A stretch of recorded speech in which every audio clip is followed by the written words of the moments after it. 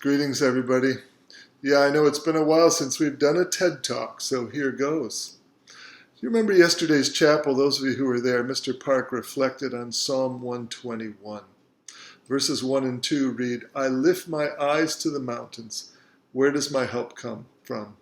My help comes from the Lord, the maker of heaven and earth. Mr. Park adjusted my thinking on this psalm. The psalmist is saying, actually, that we don't look to the mountains for help. That's where the high places or idols often were, and that is a sort of a vision of the mountain in Jerusalem. That's not where we look to for God either necessarily. We look to God instead of these high places. This is really going against the flow. The flow these days is perhaps to look inside ourselves, but we, going against the flow, look to God. When I hear about how our teachers and students are faring at this time, that too is clearly against the flow. We always want to do things better. Certainly we hear of struggles. This is not easy doing education as we are doing it.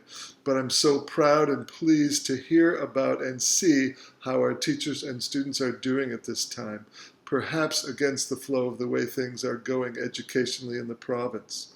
So way to go, people. But we carry on in God's strength.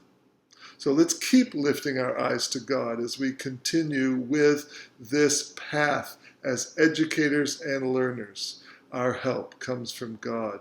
I was talking to a parent in the hallway yesterday, and she and I decided that the third wave would be the last wave.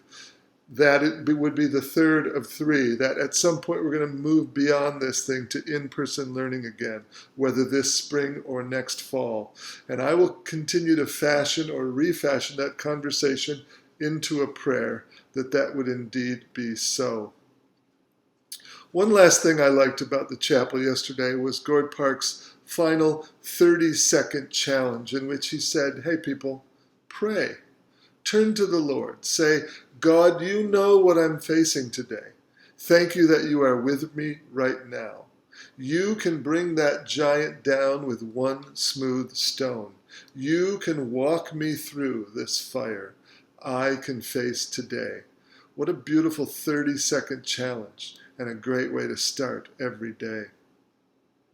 I want to thank those of you who participated in the survey about my work. It's kind of a funky thing, sending out a 360 survey for feedback about yourself. But I was grateful for all of the feedback you gave. It was very encouraging. And of course, there were things to focus on and to think about. The board had a chance to review that survey this past week, and the results of that survey will inform conversations and plans going forward. So thank you for participating in it.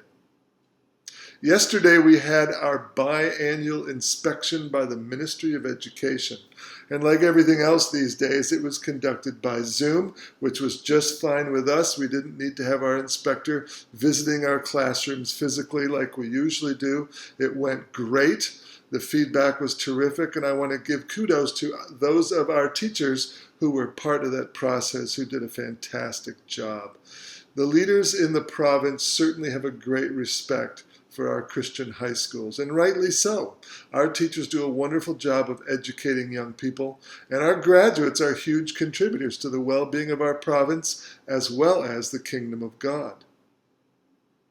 We're hugely excited about our outdoor facilities project, which is due to begin this summer, the planning for which has been ongoing for some time. Did you know that our school will soon have tennis and pickleball courts, 3 of them, beach volleyball courts outside in the corner of our property, a much improved soccer field, and a disc golf course? This is so cool and so encouraging at this time. So we will continue to engage our supporters about this project. Fundraising is going extremely well, but we still need to raise some more funds. To find out more about it, I encourage you to click the link below my TED Talk. There will be more information there. All Smithville Christian High families were sent an email with information about uniforms and bursaries over the last week or so. Hope you got that. If you don't remember getting it, please contact the office. Please note that the due date for bursary forms is Friday, May 7th. So please observe that date. That's a week from right now as we do this filming. May begins tomorrow. That's kind of crazy. And whether we carry on remotely until the end of June or are able to transition back to in-person learning, we know where our help comes from. And my prayer, our prayer, is that God will carry us through. So blessings to all of you.